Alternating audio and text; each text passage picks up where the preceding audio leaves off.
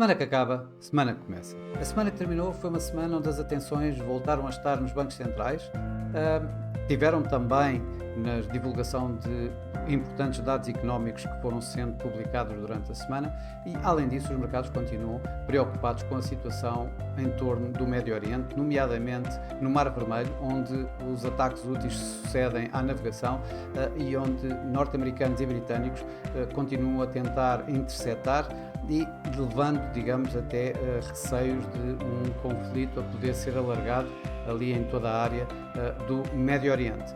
Mas os mercados também tiveram bastante atentos ao que se passava na agenda económica, que teve o importante número do PIB norte-americano do terceiro trimestre. Os mercados esperavam um crescimento económico no terceiro trimestre à volta dos 2%. Ele saiu surpreendentemente acima, nos 3,3%, com o ano num todo de 2023 a fechar com um crescimento económico norte-americano nos 2,5%, acima dos tais 1,9% de 2022. Por outro lado, a inflação, ou pelo menos a medida preferida da Reserva Federal para a inflação, saiu em linha com o esperado, com um crescimento dos preços mensais na ordem dos 0,2%. E com a inflação em termos anualizados a cair, a tal inflação do Core PCE Price Index a cair dos 3,2% para os 2,9%.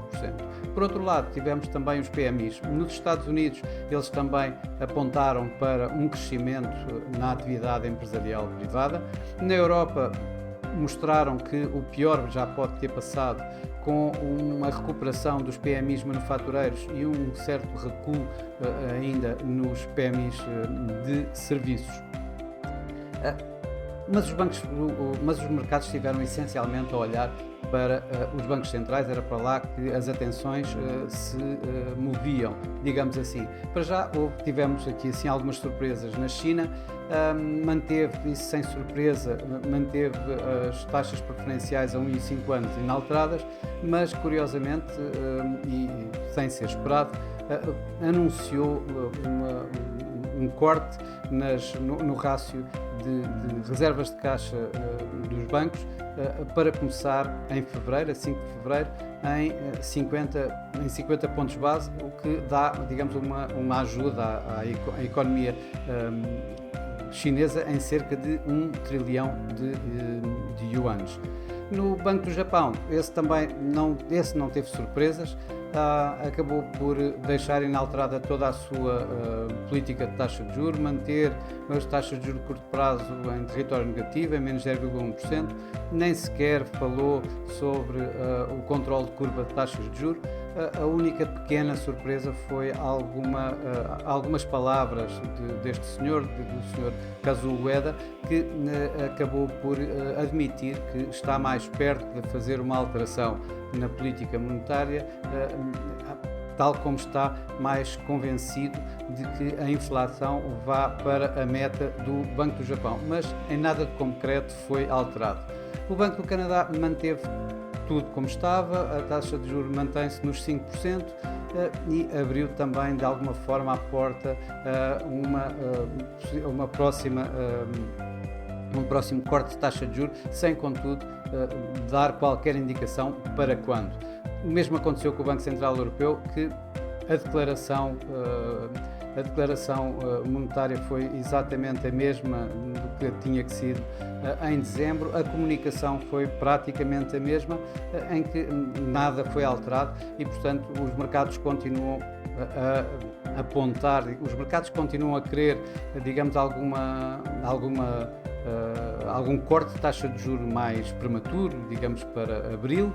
No entanto, as palavras de Christine Lagarde já tinham anteriormente, e ela acabou por dizer que continuava ao lado dessas mesmas palavras que preferiu em Davos, que a possibilidade de haver um corte de taxa de juros por parte do Banco Central está lá para o verão, ou seja, o mercado aponta para junho, provavelmente junho, julho. Tivemos ainda outros bancos, como o Norges Bank na Noruega, o Banco Central norueguês, ou o Banco Central turco. O Banco Central norueguês manteve as taxas inalteradas, como era de esperar, nos 4,5%. Já na Turquia, há aqui assim um movimento antes entrar em modo de pausa, subiu uma vez mais a sua taxa de juros, desta vez em 2,5%, de 42,5% para 45%, mas deu sinais de que poderão nos próximos meses manter esta taxa dos 45% mais tempo, parando assim este forte ciclo de aperto monetário que se viu na Turquia. Os mercados estiveram também atentos aos resultados empresariais, em que aí estiveram entre grandes resultados e grandes expectativas, como foi o caso da Netflix, que viu o número de subscritores aumentar fortemente e o preço das suas ações também a disparar, ou por outro lado, fracas indicações futuras como a Intel ou a Tesla e que levaram pressões sobre as suas ações e a quedas nas ações nesta semana. Tudo isto junto acabou por levar um mercado acionista para ganhos durante esta semana. Os estímulos, digamos, criados pelo governo chinês e pelo Banco Central chinês acabou por levar os índices asiáticos a fortes ganhos e tivemos mesmo o Hang Seng a terminar com um ganho semanal nos 4,2%. Em fortes ganhos também teve os índices europeus e que vemos aqui assim o Eurostoxx 50 também a terminar a semana a ganhar 4,2%. Já menos esteve com menores ganhos tiveram os índices norte-americanos. Temos aqui o S&P 500 a ganhar 1% esta semana. S&P 500 esse que teve 5 sessões consecutivas a renovar máximos históricos. Portanto, temos aqui uma forte tendência também de subida nos mercados norte-americanos. Já por cá, Portugal, no PSI foi contra os restantes pares e perdeu mesmo esta semana 0,6%. Isto pressionado por um BCP que perdeu esta semana cerca de 6,6%. E por outro lado, a Navigator que ganhou um pouco acima de 9%.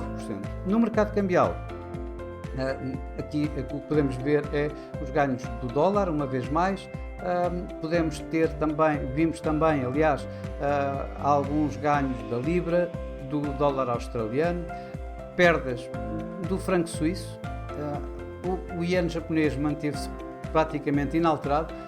E aqui assim o que nós vemos nos nossos gráficos é, por exemplo, o euro-dólar que voltou uma vez mais a terminar em queda, ou seja, a tal situação do dólar em ganho, tal como tinha começado por referir. E outra das divisas talvez a divisa que mais ganhou durante esta semana, a coroa norueguesa, suportada, digamos, tanto pela transmissão mais hawkish por parte do Norges Bank, como ainda pela subida dos preços do petróleo, que levou esta semana a coroa norueguesa de novo para ganhos. Ora, no mercado das commodities, de facto, vemos aqui um forte ganho esta semana para os preços do petróleo, que ganharam cerca de 6,5%. Temos aqui o Brent a ganhar 6,5%. As continuadas tensões geopolíticas naquela importante área que é o Médio Oriente, os estímulos na China, por outro lado, os estímulos na China e o crescimento económico norte-americano demonstrado pelos números acabaram por dar, digamos, por um lado, alguns receios de uma oferta que possa ser parada de um momento para o outro, e por outro lado uma procura que poderá aumentar vindo destes estímulos e do crescimento que se vê nos Estados Unidos. O ouro terminou a perder marginalmente, cerca de 0,5%, com as taxas das yields a manterem-se nos recentes máximos, digamos assim, dos últimos tempos, e com um dólar norte-americano a continuar a valorizar.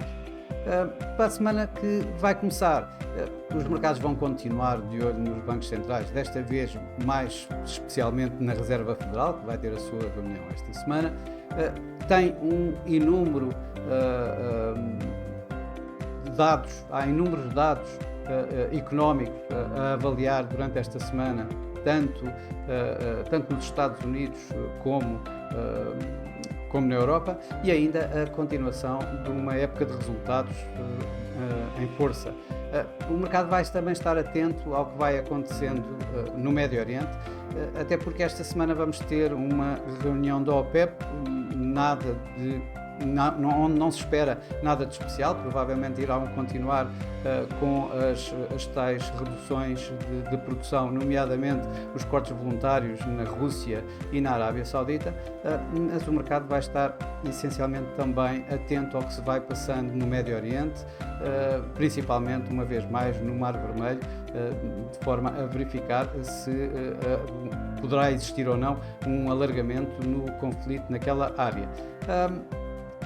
O mercado vai estar também mais atento, uma vez mais, tal como na semana passada, aos bancos centrais, nomeadamente o Banco de Inglaterra e a Reserva Federal. Do Banco de Inglaterra não espera outra coisa que seja também a manutenção da sua taxa nos 5,25, tal como a Reserva Federal deverá continuar, como esperado unanimemente, nos tais no intervalo dos Fed Funds entre os 5,25 e os 5,5.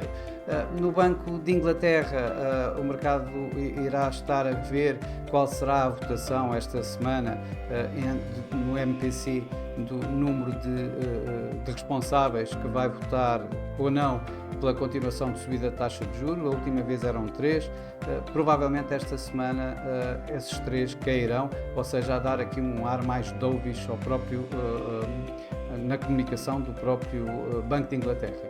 Por parte da Reserva Federal, antes de acabar o período de silêncio que precede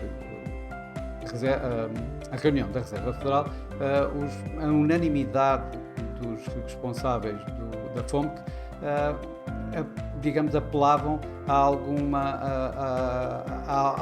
calma relativamente aos mercados que estavam exageradamente a descontar cortes de taxa de juros na Reserva Federal. Ora, é isso, mais uma vez, que se espera que o Sr. Jerome Powell faça essa tal comunicação também, ou seja, a tentar, digamos, pôr aqui um pouco água na fervura dos mercados que estão a adiantar-se demasiado à Reserva Federal, a apontar para cortes de taxa de juros já em março, se bem que já recuaram um pouco dessa data e começam, digamos, a empurrar um pouco para mais tarde, isto numa altura em que há alguns, ou grande parte dos responsáveis dos bancos centrais vão dizendo que o mercado, ao estar a adiantar-se aos próprios bancos centrais, acaba por dificultar mais, digamos, o corte de taxas de juros dos próprios bancos centrais, já que ficam com menos necessidade de o fazer. Portanto, vamos ver o que vai suceder nestas reuniões desta semana. Além disso, vamos ter ainda o Banco do Brasil, que também é esperado continuação de cortes de taxa de juros, desta vez de 50 pontos, aliás, tal como tem vindo a fazer nestes últimos tempos.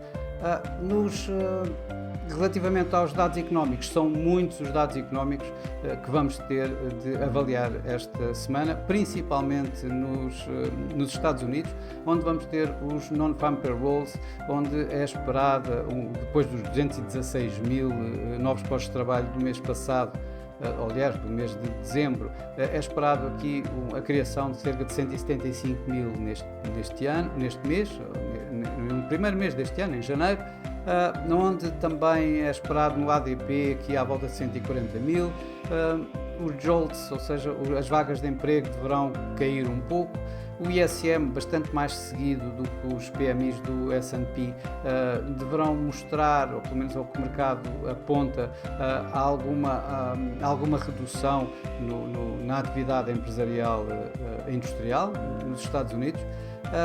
Vamos também ter alguns índices de custo laboral que poderão, de alguma forma, dar algumas indicações mais ao Fed, embora o Fed vá ter a sua reunião antes ou em cima destes mesmos números, portanto pouco irá afetar, digamos, diretamente as suas decisões. E ainda, nos Estados Unidos temos todos mais uma série de dados, embora estes sejam de facto os mais importantes. Na Europa, vamos ter os dados para a inflação. É esperado, uma vez mais, que a inflação caia dos 2,9% para os 2,8%, com uma redução nos preços a nível mensal na ordem de 0,3%. E também teremos o PIB da zona euro para o quarto trimestre, onde se espera uma contração no trimestre em torno de 0,1% e em termos anuais uma estagnação, ou seja, os 0% de crescimento na zona euro. Vamos continuar a ter, e o mercado vai estar também bastante atento aos resultados a apresentar esta semana, principalmente quando esta semana vamos ter os gigantes tecnológicos a apresentar resultados, como é o caso da Apple, da Amazon, a Meta, ex-Facebook, a Alphabet, que é a empresa-mãe da Google, como todos nós sabemos. Bom, e para já é tudo. Deixa-me desejar uma boa semana para todos, bons negócios, e para a semana cá estou novamente com Semana que Acaba, Semana que Começa. Até lá!